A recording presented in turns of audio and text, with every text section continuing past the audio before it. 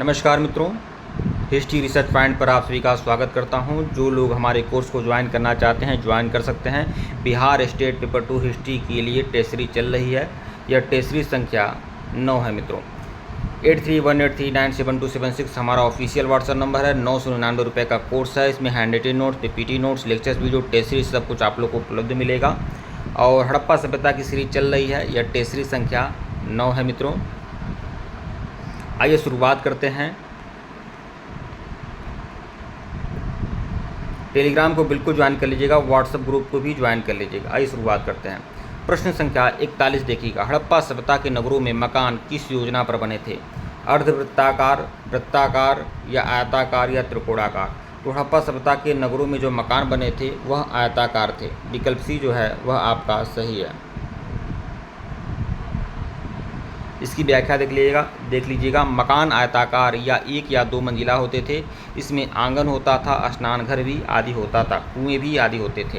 प्रश्न 42 देखिएगा। सिंधु सभ्यता के लोग किस धातु का सबसे पहले उपयोग किया? तो तांबा का उपयोग सिंधु घाटी सभ्यता के लोग सबसे पहले किए। विकल्प ए जो है वह आपका सही है, तांबा। प्रारंभिक काल में तांबे का प्रयोग सबसे पहले हुआ, बाद में तांबा और टीन को मिलाकर कांसा भी बनाया जाता था। प्रश्न 43 देखिएगा। किस स्थल से कपास के अवशेष मिले हैं? कपास के जो अवशेष मिले हैं वह मोहनजोदाड़ो से मिले हैं। विकल्प सी जो है आपका सही है। मोहनजोदड़ो से कपास के अवशेष मिले हैं, इसलिए यूनानियों ने भारत को सिंडोन कहा। प्रश्न 44 देखिएगा। किस स्थल से तांबे की मूर्ति गाय और उसके पालक की मिली है? तो जो तांबे की मूर्ति मिली है और यह आपका और पशुपालक मिली है, यह पशुपालक मिला है वो बनावली से मिला है।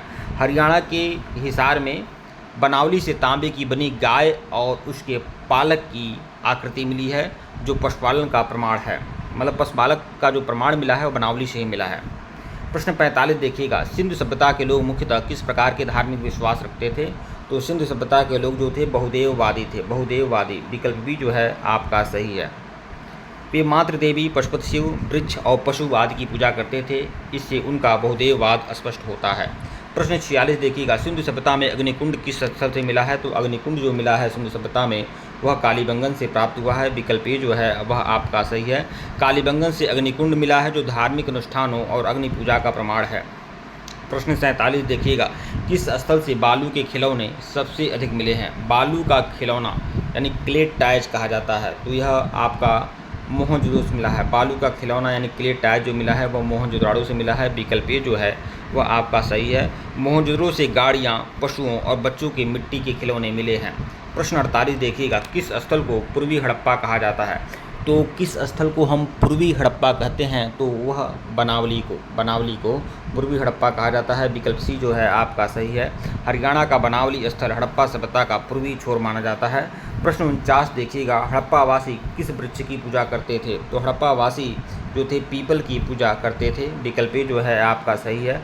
मोहरों पर पीपल वृक्ष की आकृति मिली है। पीपल को उर्वरता और जीवन का प्रतीक माना जाता है। प्रश्न 50 देखिएगा। हड़प्पा सभ्यता का प्रमुख बंदरगाह कौन सा है? तो हड़प्पा सभ्यता का जो प्रमुख बंदरगाह है वह है लोथल। विकल्प जो है आपका सही है। लोथल समुद्री व्यापार का प्रमुख बंदरगाह था, यहाँ से गोदी और व्यापारिक सामग्री मिली है। प्रश्न 51 देखिएगा। किस स्थल से मिट्टी का बना हुआ रथ मिला है? मिट्टी का जो बना हुआ रथ मिला है वह हड़प्पा से मिला है। विकल्प सी जो है आपका सही है। हड़प्पा से मिट्टी का रथ मिला है, जो परिवहन और खिलौने की परंपरा को दर्शाता है। प्रश्न 52 देखिएगा। हड़प्पा वासियों की अर्थव्यवस्था में व्यापार कैसा था? तो हड़प्पा वासियों की अर्थव्यवस्था में व्यापार कैसा था? तो आंतरिक और बाहरी दोनों। वे मेसोपोटामिया, बहरीन और ओमान से व्यापार करते थे, साथ ही आंतरिक नगरों के बीच भी व्यापार होता था। प्रश्न 53 देखिएगा। किस स्थल से ईंटों से बना सबसे प्राचीन नालीनुमा स्नानघर मिला है? तो ईंटों से बना नालीनुमा स्नानघर जो मिला है वह मोहनजोदाड़ो से मिला है। विकल्प जो है आपका सही है। मोहनजोदड़ो का ग्रेट बाथ ईंटों से बनी जल निकासी युक्त संरचना थी। प्रश्न 54 देखिएगा। हड़प्पा सभ्यता की लिपि किस दिशा में लिखी जाती है?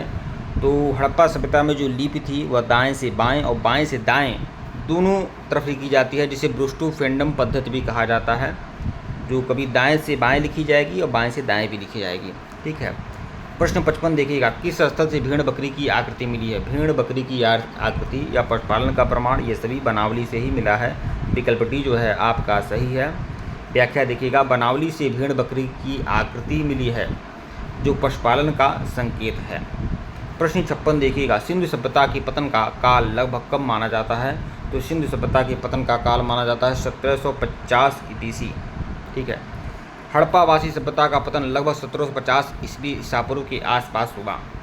प्रश्न 57 देखिएगा, हड़प्पावासी किस अनाज को नहीं जानते थे? तो हड़प्पावासी गेहूं को जानते थे, जौ को भी जानते थे, कपास को, लेकिन चावल के प्रमाण सिंधु घाटी सभ्यता में नहीं मिले हैं। विकल्प सी जो है आपका सही है। चावल का सबसे प्राचीन प्रमाण लोथल और रंगपुर से मिला है, परंतु सामान्य रूप से चावल का अभाव था। प्रश्न 58 देखिएगा, किस स्थल से ताश के पत्तों जैसी वस्तु मिली है? ताश के पत्तों जैसी वस्तु मिली है चन्हूदड़ों से। चन्हूदड़ों से, चन्हूदड़ों भी आपका हरियाणा में ही है। ठीक है। विकल्प ए जो है आपका सही है। व्याख्या देखिएगा, चन्हूदड़ों से ताश जैसी हड्डी की वस्तुएं मिली हैं, यह मनोरंजन व खेल का प्रमाण है। प्रश्न 59 देखिएगा, सिंधु सभ्यता में धार्मिक नालियाँ कहाँ से मिली हैं? धार्मिक नाली, देखिए नाली जो थी, नाली नहीं थी, दरअसल यह आपकी जैसे अग्निकुंड की बात हो रही है, अग्निकुंड की बात हो रही है, धार्मिक नाली ऐसे ऐसे करके था। ठीक है। अग्निकुंड, तो कालीबंगन से अग्निकुंड और धार्मिक नालियाँ मिली हैं, यह हवन और यज्ञ जैसे कर्मकांडों को संकेत हैं। प्रश्न 60 देखिएगा, हड़प्पा सभ्यता को किस अन्य नाम से जाना जाता है? तो सिंधु सरस्वती सभ्यता भी इसे कहा जाता है। सिंधु सभ्यता, सिंधु घाटी सभ्यता, सिंधु सरस्वती सभ्यता, यह सभी उपनाम जो है हड़प्पा सभ्यता का ही है। विकल्प भी जो है आपका सही है। व्याख्या देखिएगा, अनेक स्थलों का स्थान सरस्वती नदी तट पर होने से इसे सिंधु सरस्वती सभ्यता भी कहा जाता है। इस सीरीज का सबसे आखिरी प्रश्न था। ठीक है मित्रों, वीडियो को लाइक और चैनल को सब्सक्राइब करिएगा। टेलीग्राम को बिल्कुल ज्वाइन कर लीजिएगा, व्हाट्सएप ग्रुप को भी ज्वाइन कर लीजिएगा। जो लोग हमारे कोर्स को ज्वाइन करना चाहें, हमारे ऑफिशियल व्हाट्सएप नंबर पर मैसेज कर सकते हैं। ऑफिशियल व्हाट्सएप नंबर डिस्क्रिप्शन में भी है और यहाँ पर भी बता दे रहा हूँ, 8318397276। ठीक है। और इसका जो फीस है केवल 999 रुपये है। इसमें आप लोग को हैंड रिटेन नोट्स भी मिलेगा, पीपीटी नोट्स भी मिलेगा, लेक्चर्स वीडियो मिलेंगे, टेस्ट सीरीज मिलेगा, सब कुछ आपको मिलेगा। लगभग 3000 प्लस क्वेश्चन की सीरीज दूंगा, फुल एक्सप्लेनेशन के साथ दूंगा। तो जो लोग हमारे कोर्स को ज्वाइन करना चाहें, हमारे ऑफिशियल व्हाट्सएप नंबर पर मैसेज कर सकते हैं। धन्यवाद आप लोग को।